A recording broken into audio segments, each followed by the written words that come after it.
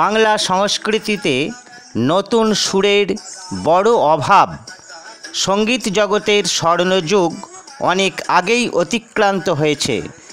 তারই মধ্যে একজন বাদাম বিক্রেতার কণ্ঠে অজান্তে বেজে উঠেছিল চমকপ্রদ সুর। না, তিনি কোনো বিখ্যাত সুরকার নন, তিনি কোনো প্রশিক্ষণপ্রাপ্ত সঙ্গীত শিল্পী নন। ঈশ্বর প্রদত্ত প্রতিভার বহিঃপ্রকাশ ঘটেছিল।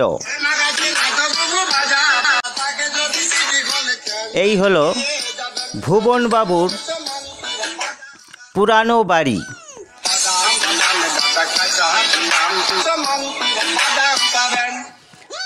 ভুবনবাবুকে নিয়ে সোশ্যাল মিডিয়ার দাপাদাপি সকলেই জানেন।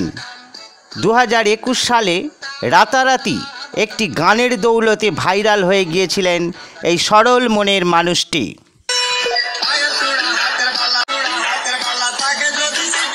ভাইরাল হয়েছিলেন বাদাম কাকু, সকলের পরিচিত সেই কাঁচা বাদাম কাকু ভুবন বাদ্যকার। রাতারাতি জনপ্রিয়তা চরমে উঠেছিল। সহজ সরল গোবিন্দ ভক্ত মানুষটিকে নিয়ে সোশ্যাল মিডিয়া মেতে উঠেছিল। 2024 সালে বাদাম কাকুর কোনো খবর পাওয়া যায় না। কোথায় গেলেন তিনি? তবে কি হারিয়ে গেলেন? আসুন একটু জানা যাক কেমন আছেন তিনি।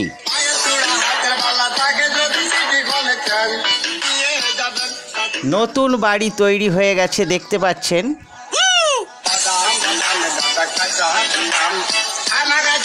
অল্প সময়ের ব্যবধানে জনপ্রিয়তা লাভ, আইনি জালে জড়িয়ে পড়া, আর্থিক সংকটে বাড়ি ছেড়ে চলে যাওয়া, আরও অনেক কিছুই ঘটে গেছে।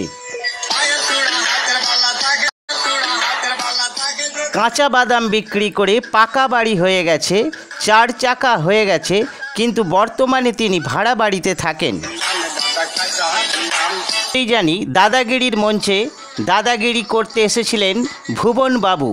মহারাজা সৌরভ গাঙ্গুলি তাঁর হাতে ট্রফি তুলে দিয়েছিলেন।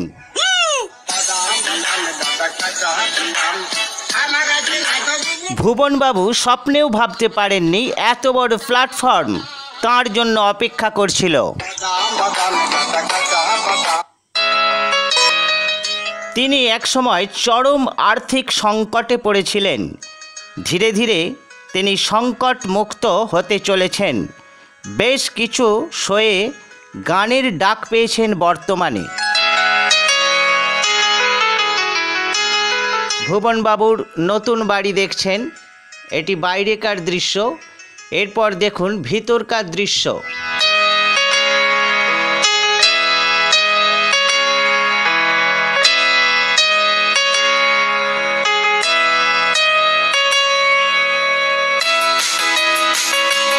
অপূর্ব অপূর্ব ভিতরকার দৃশ্য, অসাধারণ।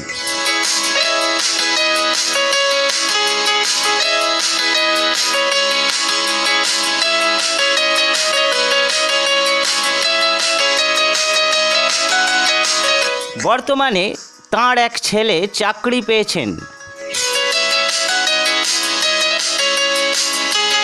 মানুষটি কিন্তু খুব সাদাসিধে। কিছু মানুষ তাকে ফাঁদে ফেলেছিলেন লোভ দেখিয়ে। তিনি ছেলে মেয়েদের নিয়ে সুখে সংসার করতে চান। 2024 সালে লোকসভা ভোট উপলক্ষে তিনি গান বেঁধেছিলেন। নিজের ভোট গ্রহণ কেন্দ্রে ভোট দিয়ে সেই গান মানুষকে শুনিয়েছেন। বীরভূম জেলার দুবরাজপুর ব্লকের লক্ষ্মীনারায়ণপুর পঞ্চায়েতের কুড়ালজুড়ি গ্রামের বাসিন্দা।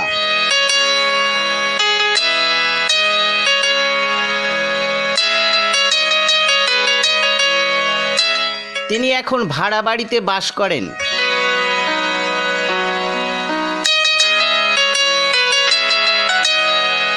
বর্তমানে তিনি নতুন নতুন গান বাঁধছেন, গান গাইছেন, তবে তা খুবই কম। হয়তো আগামী দিনে তাঁর জনপ্রিয়তা আরও বাড়তে পারে।